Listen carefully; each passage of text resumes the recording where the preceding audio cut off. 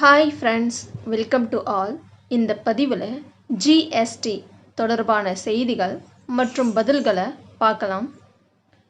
முதல் கேள்வி, சரக்கு மற்றும் சேவை வரி ஜிஎஸ்டி என்பது? இதற்கான பதில் ஆப்ஷன் ஏ, ஒருமுனை வரி. இரண்டாவது கேள்வி, சரக்கு மற்றும் சேவை வரி விதி. இதற்கான விடை ஆப்ஷன் சி, 279 ஏ. மூன்றாவது கேள்வி, 101வது அரசமைப்பு திருத்த சட்டம் எது பற்றி கூறுகிறது? இதற்கான விடை ஆப்ஷன் டி, ஜிஎஸ்டி. நான்காவது கேள்வி, ஜிஎஸ்டியின் சரக்கு மற்றும் சேவை வரி விரிவாக்கம். இதற்கான பதில் option D, goods and services tax. ஐந்தாவது கேள்வி, சரக்கு மற்றும் சேவை வரி இதற்கு சமம். இதற்கான பதில் ஆப்ஷன் பி, விற்பனை வரி. அடுத்தது ஆறாவது கேள்வி, ஜிஎஸ்டி காரணமாக நீக்கப்பட்ட சரத்து. இதற்கான பதில் ஆப்ஷன் பி, 268 ஏ. அடுத்தது ஏழாவது கேள்வி, ஜிஎஸ்டி கவுன்சில் தலைமையகம் எங்கு அமைந்துள்ளது? இதற்கான பதில் ஆப்ஷன் சி, புதுதில்லி. அடுத்தது எட்டாவது கேள்வி, பண்டங்கள் மற்றும் சேவை வரிக்கு முன்னர் தமிழ்நாடு அரசுக்கு அதிகமான வருவாய் அளித்த வரி எது? இதற்கான பதில் ஆப்ஷன் ஏ, பொது விற்பனை வரி. அடுத்தது ஒன்பதாவது கேள்வி, ஜிஎஸ்டியின் உள்ளடக்கங்கள் எத்தனை? பதில் ஆப்ஷன் பி, 3. அடுத்தது பத்தாவது கேள்வி, ஜிஎஸ்டியில் அதிகபட்ச வரி விதிப்பு. இதற்கான பதில் ஆப்ஷன் சி, 28%.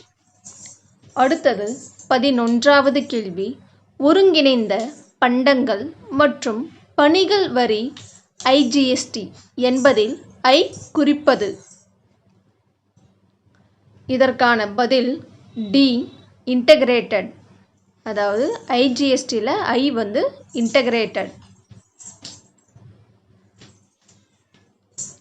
அடுத்தது 12வது கேள்வி, வேட் விஏடி, அதாவது விஏடினா மதிப்பு கூட்டுவரி என்பது?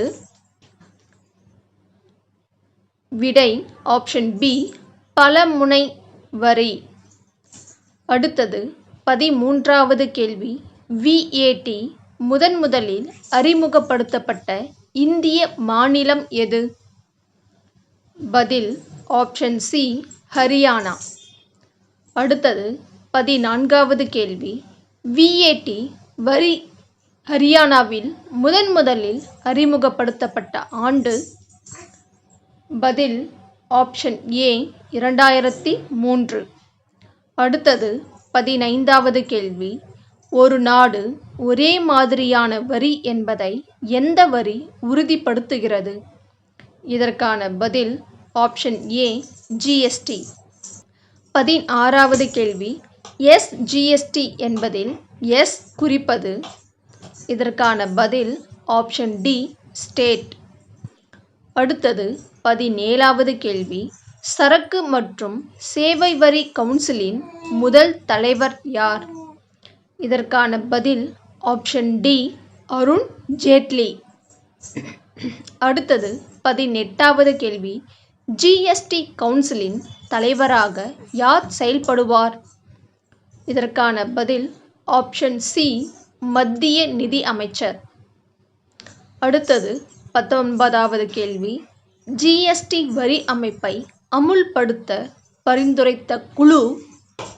இதற்கான பதில் ஆப்ஷன் சி, விஜய் கேல்கர். அடுத்தது 20வது கேள்வி, பண்டங்கள் மற்றும் பணிகள் வரி என்பது? இதற்கான பதில் ஆப்ஷன் டி, ஒருமுனை வரி மற்றும் அடுக்கு விளைவுகளற்றது. அடுத்தது 21வது கேள்வி.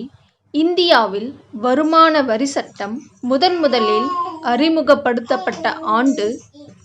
இதற்கான பதில் ஆப்ஷன் ஏ 1860. அடுத்தது 22வது கேள்வி. ஜிஎஸ்டியின் படி வரி வசூலிக்கும் அதிகாரம் எந்த சரத்தில் கூறப்பட்டுள்ளது? இதற்கான பதில் ஆப்ஷன் ஏ 246 ஏ. அடுத்தது 23வது கேள்வி. சரக்கு மற்றும் சேவை வரி என்பது? இதற்கான பதில் ஆப்ஷன் பி மறைமுக வரி. அடுத்தது 24வது கேள்வி. ஜிஎஸ்டி இந்தியாவில் நடைமுறைக்கு வந்த ஆண்டு? இதற்கான பதில் ஆப்ஷன் ஏ 1 ஜூலை 2017. அடுத்தது 25வது கேள்வி. சரக்கு மற்றும் சேவைகள் வரி சட்டம் பாராளுமன்றத்தில் நிறைவேற்றப்பட்ட ஆண்டு? இதற்கான பதில் ஆப்ஷன் பி 29 மார்ச் 2017. அடுத்தது 26வது கேள்வி. சரக்கு மற்றும் சேவை வரியை முதலில் அறிமுகப்படுத்திய நாடு எது? இதற்கான பதில் ஆப்ஷன் சி பிரான்ஸ். அடுத்தது 27வது கேள்வி. ஜிஎஸ்டி முதலில் பிரான்ஸ் நாட்டில் அறிமுகப்படுத்தப்பட்ட ஆண்டு? இதற்கான பதில் ஆப்ஷன் டி 1954. அடுத்தது 28வது கேள்வி. பிப்ரவரி 2023 படி ஜிஎஸ்டி கவுன்சிலின் தலைவர்? இதற்கான பதில் ஆப்ஷன் சி நிர்மலா சீதாராமன். அடுத்தது 29வது கேள்வி. தற்போது இந்தியாவில் உள்ள ஜிஎஸ்டி இரட்டை வரி அமைப்பு எந்த நாட்டு மாதிரியை பின்பற்றுகிறது? இதற்கான பதில் ஆப்ஷன் பி கனடா. அடுத்தது 30வது கேள்வி. பின்வருவனவற்றில் எது மறைமுக வரி அல்ல? இதற்கான பதில் ஆப்ஷன் சி சொத்து வரி. அடுத்தது 31வது கேள்வி. ஜிஎஸ்டி மசோதாவை ஏற்றுக்கொண்ட முதல் இந்திய மாநிலம் எது? இதற்கான பதில் ஆப்ஷன் பி அசாம். அடுத்தது 32வது கேள்வி. ஜிஎஸ்டி மசோதாவை ஏற்றுக்கொண்ட இரண்டாவது மாநிலம் எது? இதற்கான பதில் ஆப்ஷன் ஏ பீகார். அடுத்தது 33வது கேள்வி. தமிழ்நாடு எத்தனையாவது மாநிலமாக ஜிஎஸ்டி மசோதாவை ஏற்றுக்கொண்டது?